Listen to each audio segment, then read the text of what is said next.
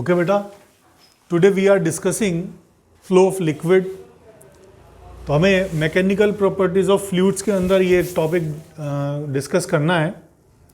तो लिक्विड का फ्लो या कोई भी फ्लूइड्स के लिए, फ्लूइड्स का मतलब होता है जो फ्लो हो सकते हैं, जो चल सकते हैं, उनका दो टाइप का फ्लो होता है, एक स्ट्रीमलाइन फ्लो और सेकंड है टर्बुलेंट फ्लो। स्ट्रीमलाइन फ्लो का मतलब होता है flow of liquid in which particles follow path of their preceding particle. Flow of liquid in which particles follow path of its preceding particle, that is streamline flow. It means जैसे कोई इस तरह का flow हो रहा है, ये particle कोई इस डायरेक्शन के अंदर मूव कर रहा है और इसके पीछे वाला जो पार्टिकल है वो इसके पीछे पीछे इस पाथ को फॉलो कर रहा है, ये स्ट्रीमलाइन फ्लो है। कोई पार्टिकल यहाँ पर जा रहा है, लिक्विड का पार्टिकल, तो उसके पीछे वाला पार्टिकल इसी के पाथ को फॉलो कर रहा है, इसको डिस्टर्ब नहीं कर रहा, इससे इधर उधर नहीं घूम रहा, इसी को फॉलो करते हुए जा रहा है, ये स्ट्रीमलाइन फ्लो है। और सेकंड फ्लो होता है टर्बुलेंट फ्लो। अच्छा, स्ट्रीमलाइन फ्लो को हम लेमिनार फ्लो भी बोलते हैं। लेमिना का मतलब होता है शीट की फॉर्म में फ्लो हो रहा है, इसे अभी हम डिस्कस करेंगे कि लेमिनार फ्लो हम इसे भी कह सकते हैं। सेकंड होता है turbulent flow, flow of particle, flow of liquid in which particles doesn't follow path of their preceding particle। मतलब कोई पार्टिकल चला, वो इस डायरेक्शन में ऐसे चला गया, दूसरा पार्टिकल यहां तक इसको फॉलो कर रहा है, फिर ऐसे घूम के इस तरह से चला गया। मतलब वो अपने पहले वाले पार्टिकल के पाथ को फॉलो नहीं कर रहा, उसका इंडिविजुअली पाथ है। तो इस तरह का अगर कोई फ्लो होता है जिसमें पार्टिकल किधर भी निकल जाते हैं, दूसरा पार्टिकल कभी तक फॉलो करता है, कभी नहीं करता है, तो इस तरह का जो फ्लो होता है जिसमें हम कुछ प्रिडिक्शन नहीं कह सकते कि पार्टिकल किधर की तरफ जाएगा, ऐसे फ्लो को कहते हैं टर्बुलेंट फ्लो। टर्बुलेंट फ्लो के लिए कोई फार्मूला डिराइव नहीं किया गया है और ना हम इससे कुछ कैलकुलेशन कर सकते हैं। हमारी जो जितनी भी कैलकुलेशंस हैं वो सारी स्ट्रीमलाइन फ्लो पे बेस्ड हैं। अब स्ट्रीमलाइन फ्लो की कुछ प्रॉपर्टीज आपको याद रखनी है। जैसे फर्स्ट प्रॉपर्टी है, अगर स्ट्रीमलाइन फ्लो के किसी भी पॉइंट पर हम टेंजेंट ड्रॉ करें, जैसे मैंने ये कोई पॉइंट लिया, इस पे मैं टेंजेंट ड्रॉ कर रहा हूं, एरो इस साइड है, मैंने इस पे टच करते हुए लाइन बनाई, ये टेंजेंट बनाया, तो ये जो टेंजेंट है वो इस पॉइंट पर वेलोसिटी की डायरेक्शन को शो करेगा कि पार्टिकल की इस पॉइंट पर वेलोसिटी v1 है। तो if tangent is drawn at any point on streamline, it shows direction of velocity of the particle at that point। मतलब अगर आपके पास कोई भी स्ट्रीमलाइन फ्लो है और उसके किसी भी पॉइंट पर हम टेंजेंट बना देंगे, तो वो टेंजेंट हमें उस पर्टिकुलर पॉइंट पर पार्टिकल की वेलोसिटी को बताएगा।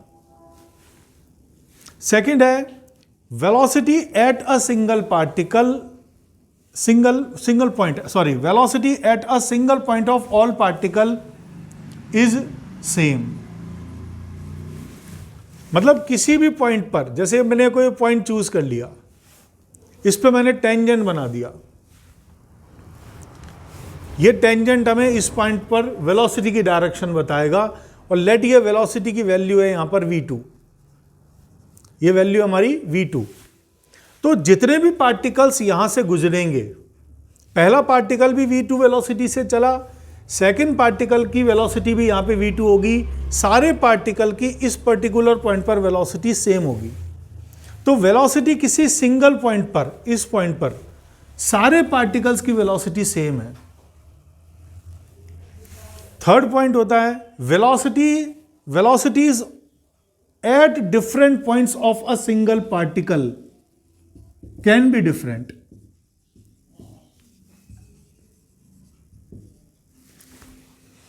आपने कोई भी पार्टिकल चूज किया, जैसे मैंने ये पार्टिकल पहले वाला चूज किया, उसकी यहां पे वेलोसिटी v1 है और उसकी यहां पे वेलोसिटी कितनी है, यहां पे वेलोसिटी मान लेते हैं v3 है। तो एक ही पार्टिकल की यहां पर v1 है, यहां v3 है। मतलब किसी भी पार्टिकल की अलग अलग पॉइंट्स पर वेलोसिटी अलग अलग हो सकती है, लेकिन किसी पॉइंट पर सारे के सारे पार्टिकल की वेलोसिटी सेम होती है। मतलब जितने भी पार्टिकल यहां से गुजरेंगे, यहाँ से पास होंगे उन सब की वेलोसिटी यहाँ पर सेम आएगी v3, और किसी एक पार्टिकल की अलग अलग पॉइंट पर वेलोसिटी अलग अलग हो सकती है। फोर्थ पॉइंट है two stream lines never intersect each other. आप देखिए इनमें से कोई भी स्ट्रीम लाइन आपस में इंटरसेक्ट नहीं कर रही है। तो इसका रीजन है, अगर मान लो दो स्ट्रीम लाइंस आपस में इंटरसेक्ट कर रही हैं, जैसे ये कोई दो स्ट्रीम लाइन से आपस में इंटरसेक्ट कर रही हैं, तो ये इंटरसेक्शन पॉइंट हुआ। अगर मैं इस स्ट्रीम लाइन के कॉरस्पॉन्डिंग चलूंगा तो यहाँ पे जो टेंजेंट आएगा वो इसके कॉरस्पॉन्डिंग इधर की तरफ आएगा। इस पे टेंजेंट बना दिया, इधर की तरफ आया, ये मैंने मान लिया v1 है। और इसके कॉरस्पॉन्डिंग चलूंगा और यहाँ पे टेंजेंट बनाऊंगा तो ये वेलोसिटी इधर आ जाएगी टेंजेंट में। इसका मतलब किसी भी इंटरसेक्शन पॉइंट पर दो वेलोसिटीज पॉसिबल हो जाएंगी, एक ही पार्टिकल की दो वेलोसिटी। अब एक पार्टिकल अगर मान लो इस डायरेक्शन में जा रहा है तो वो उसी टाइम इस डायरेक्शन में नहीं जा सकता। इसका मतलब ये जो फिगर है ये एग्जिस्ट नहीं करता है, this figure does not exist. और इसका रीजन लिखना है, if two stream lines intersect each other then at intersection point two velocities can be possible at the intersection point, which is impossible. क्योंकि अगर दो स्ट्रीम लाइंस आपस में intersect कर रही हैं तो इंटरसेक्शन पॉइंट पर दो स्ट्रीम लाइन के कॉरस्पॉन्डिंग टेंजेंट बनाएंगे तो वो टेंजेंट अलग अलग डायरेक्शन में आएंगे। मतलब एक ही पॉइंट पर एक ही पार्टिकल की दो वेलोसिटी हो जाएगी, जो पॉसिबल नहीं है। तो ये फिगर में हमें लिखना है, this figure does not exist. Okay, देखिए नेक्स्ट टॉपिक है हमारा equation of continuity for stream line flow. मतलब कोई फ्लो स्ट्रीम लाइन हो रहा है और वो कंटिन्यूस फ्लो हो रहा है, कंटिन्यूसली आगे की तरफ बढ़ रहा है। आपके पास इस तरह की कोई ट्यूब है जिसका यहाँ पर क्रॉस सेक्शन एरिया A1 है ज़्यादा और यहाँ क्रॉस सेक्शन एरिया कम है, और कंटिन्यूसली फ्लो हो रहा है, लिक्विड आगे की तरफ बढ़ रहा है। चूँकि वो स्ट्रीम लाइन है, इसका मतलब यहाँ से जो लिक्विड गया वो कभी भी मुड़ के वापस नहीं आएगा। तो यहाँ से जो लिक्विड एंटर होगा वो A2 से ही बाहर निकलेगा, पीछे तो आ नहीं सकता वो। तो ये स्ट्रीम लाइन फ्लो के लिए हम कैलकुलेशन कर सकते हैं। तो लिक्विड भी फ्लो हो सकता है या कुछ और जो भी फ्लो होते हैं, चाहे वो गैसेज हों चाहे कोई भी और फ्लो हो सकता है, उन सब के लिए इक्वेशन वैलिड है। जो लिक्विड होना चाहिए या कोई गैसेज होनी चाहिए वो आइडियल होनी चाहिए। आइडियल का मतलब होता है वो इनकम्प्रेसिबल हो, उन्हें कंप्रेस नहीं किया जा सकता हो। और लिक्विड जो होते हैं नॉर्मली वो इनकम्प्रेसिबल ही होते हैं। लिक्विड को हम जनरली कंप्रेस नहीं कर सकते, गैसेस को भी हम कंप्रेस नहीं कर सकते हैं। और नॉन विस्कस का मतलब उनमें फ्रिक्शन वगैरह नहीं होनी चाहिए। तो ऐसे लिक्विड को हम आइडियल लिक्विड कहते हैं। उसके लिए हम इक्वेशन ऑफ कंटिन्यूटी बनाते हैं। तो हमारा बेसिकली फंडा क्या है इसके अंदर कि जो लिक्विड एक सेकेंड के अंदर यहाँ एंटर हुआ है तो उतना अमाउंट, उतना ही मास ऑफ लिक्विड एक सेकंड में A2 क्रॉस सेक्शन एरिया से बाहर निकलना चाहिए, क्योंकि कंटिन्यूसली फ्लो हो रहा है। तो जो लिक्विड यहां से एंटर हुआ यहां से बाहर निकल जाएगा, उसके पीछे वाला लिक्विड वापिस एंटर हुआ या तो यहां से बाहर निकल जाएगा। तो कंटिन्यूसली फ्लो हो रहा है। तो अगर एक सेकंड में 1 किलो पानी यहां पर जो है एंटर हुआ है तो एक सेकंड में वो 1 किलो पानी यहां से बाहर निकलना चाहिए। तो इसका बेसिक फंडामेंटल है कि इस क्रॉस सेक्शन एरिया से अगर एक सेकंड में कोई लिक्विड एंटर हो रहा है तो वही उतना ही अमाउंट ऑफ लिक्विड एक सेकंड में A2 क्रॉस सेक्शन एरिया से बाहर निकलना चाहिए। मतलब mass of liquid entering from cross section area A1 in 1 second must be is equal to mass of liquid ejecting from cross section area A2 in 1 second.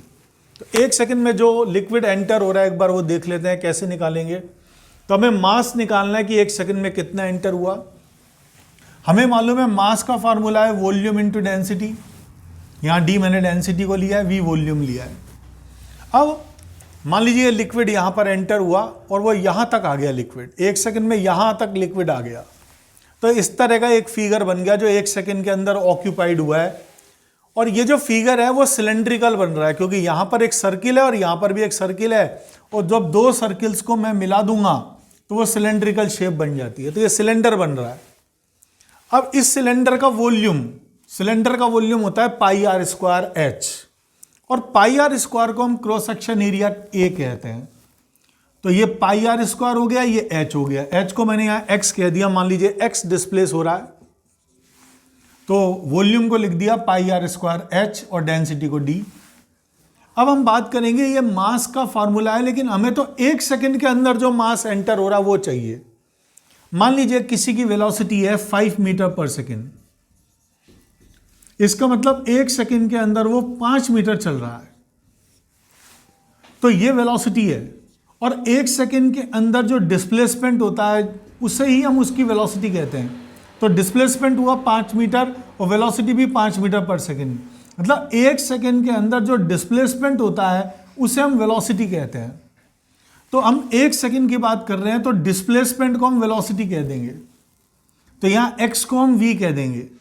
तो ये 1 second का जो मास आ जाएगा वो आ जाएगा AVD। अब हमें यहां फाइंड करना है कि 1 सेकंड के अंदर कितना मास एंटर हुआ, तो A की जगह A1 और मान लेते हैं यहां पर वेलोसिटी है V1, तो वेलोसिटी को हमने लिख दिया यहां पर V1 और density D।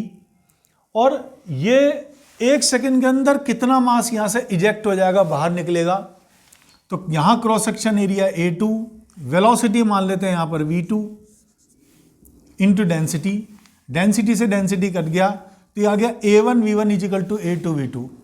A1 V1 is equal to A2 V2 को हम इक्वेशन ऑफ कंटिन्यूटी कहते हैं। तो हमारी कंटिन्यूटी की इक्वेशन आ गई A1 V1 is equal to A2 V2। अब हमें कई बार ये भी जरूरत पड़ती है कि ये है क्या, तो देखिए ये वॉल्यूम है, क्योंकि mass is equal to volume into density, और ये इसमें डेंसिटी नहीं है, डेंसिटी कैंसिल हो गई, तो ये क्या है, ये 1 सेकंड के अंदर वॉल्यूम है कि 1 सेकंड के अंदर कितना वॉल्यूम एंटर हुआ, और जितना वॉल्यूम 1 सेकंड में यहां एंटर हुआ उतना ही 1 सेकंड में यहां से इजेक्ट हो गया। तो इसे हम कैपिटल V कह सकते हैं। A1 V1 is equal to A2 V2, ये क्या है, capital V means volume of liquid passing through any cross section area in 1 second, क्योंकि इस क्रॉस सेक्शन एरिया से 1 सेकेंड के अंदर जो वॉल्यूम एंटर होगा, 1 सेकेंड के अंदर उतना ही वॉल्यूम यहां से बाहर निकलेगा।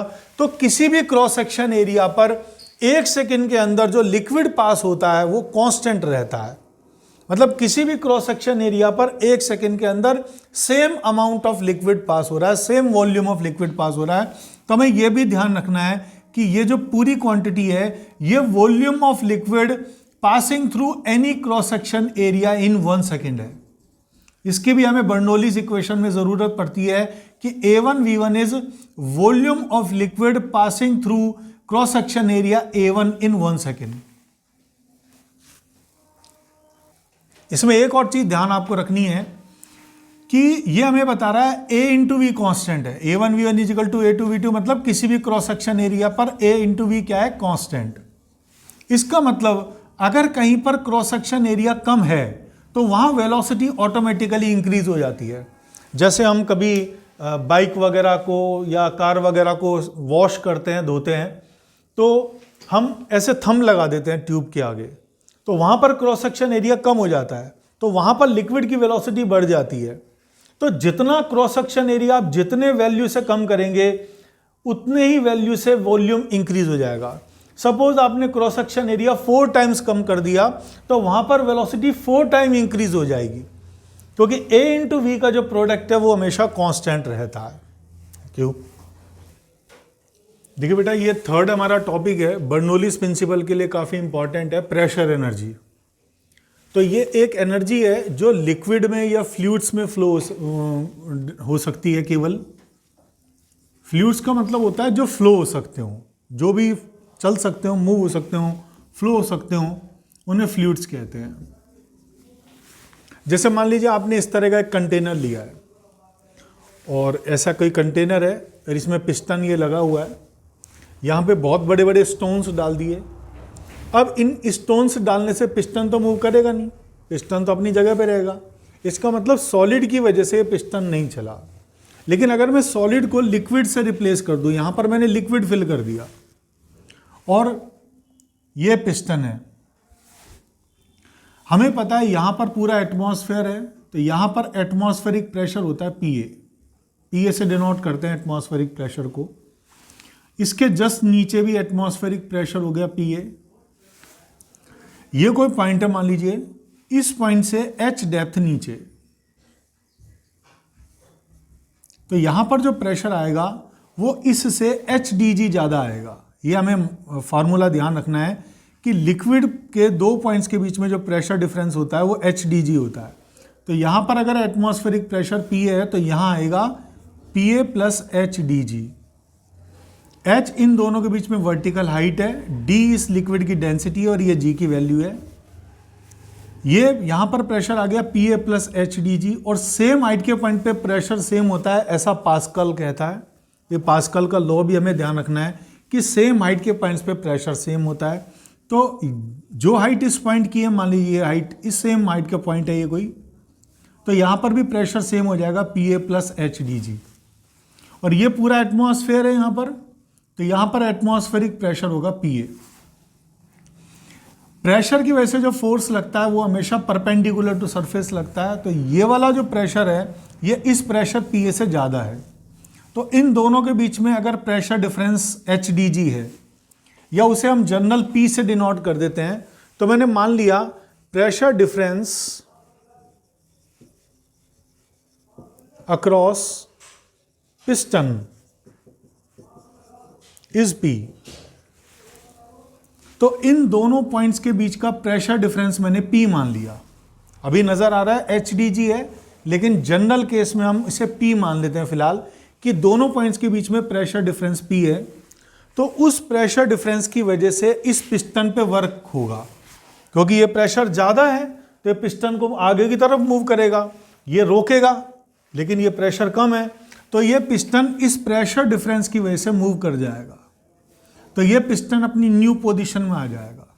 पिस्टन यहाँ तक चला गया, मान लीजिए मैंने इसे फिलहाल dx कह दिया, तो इस dx को मूव कराने का काम प्रेशर डिफरेंस ने किया।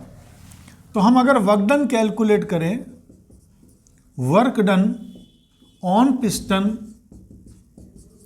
To move by dx by pressure difference, by pressure difference.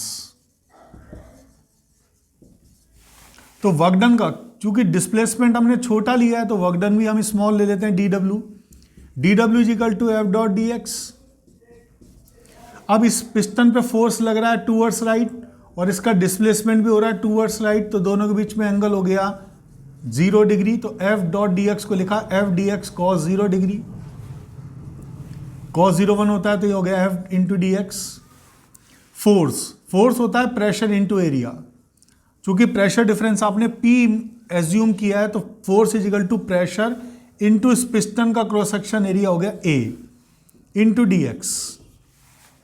तो ये work done on piston by pressure difference आ गया PA dx। अब देखिए पिस्टन का क्रॉस सेक्शन एरिया A है और पिस्टन dx डिस्प्लेस हुआ है, ये पिस्टन की न्यू पोजीशन है। तो यहां पर ये जो लिक्विड है इसने कितना वॉल्यूम ऑक्यूपाइड किया हुआ है, वॉल्यूम होता है पाई आर स्क्वायर एच, क्योंकि ये सिलेंडर बन रहा है, ट्यूब के अंदर सिलेंडर बनेगा और सिलेंडर का वॉल्यूम होता है pi R square H. Pi R square को हम यहाँ पर क्रॉस सेक्शन एरिया A मान रहे हैं और H को हम dx कह रहे हैं। तो ये क्या हो गया, ये चेंज इन वॉल्यूम आ गया कि जो लिक्विड ने यहाँ पर अपना नया वॉल्यूम ऑक्यूपाइड किया है ये है dv, P इंटू dv, चूंकि ये वर्क डन है।